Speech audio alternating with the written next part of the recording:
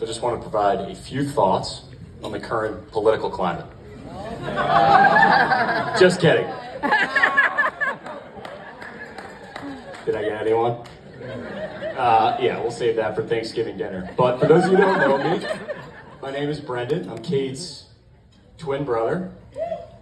Technically the middle child by 40 minutes. Pretty insane. What were you doing for that time? Yeah, I'm also the normal one, flanked by two overachievers in Kate and Connor. So let's talk about Kate. If you know Kate, you know that she is determined, right? She's got a crazy work ethic and she's super passionate about her runs. Passionate may even be an understatement. I mean, we're talking about someone who wakes up at the crack of dawn, laces up the shoes and thinks to herself, what could be better than going for a 15-mile run for breakfast? I can think of a few things. Bagel, hot coffee, extra hour of sleep. But that's why Kate, converted her passion for running into the famous running interview show. Give it up. But it wasn't always famous. There were the early days. Videos of my parents' living room floor doing fitness things, and we were developing an audience, and Kate was grinding. But there was one pivotal moment in my mind, I don't know if Kate and I have talked about it, that really changed the course of her career. Someone she ran with that was just a viral video that, in my mind, it went from, running interviews to a real show. And that person, that guest, is actually in the audience here tonight. Yeah. His name's Tommy Hadd. Tommy, go ahead and stand up. Stand up, Tommy. Tommy, stay up. Tommy, thank you for your contributions to Kate's running career. I mean, is anyone looking forward to Tommy Hadd in episode 2? Like, what happens after you wake up in the hospital with your cleats on? We love you, bro. Thank you for doing that with Kate. It was awesome. Okay. All right. Sit down now, Tommy. You've had your airtime.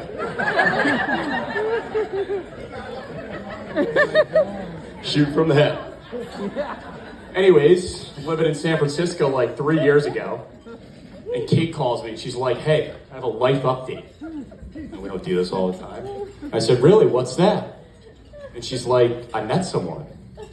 I go, wow, congrats. What's he like? And she's like, well, he's an entrepreneur. An entrepreneur. I'm like, what does that mean? And she's like, no boss, Airbnbs, something about pontoon boats on Hyco Lake. I'm thinking to myself, what does this guy actually do? I have to admit, I was a little concerned. But then I met Jeremy, and it just clicked to me, right? Kate, the energizer that keeps the engine going and going. And Jeremy with the steady hand, the ballast that keeps the ship from tipping over. Oh my God. Together, they just worked, right? They made each other better. They were a true team, and they still are. And as I spent more time, moved back from San Francisco to the East Coast, started actually working with Kate and Jeremy in school, which has been nice. Thanks again for that.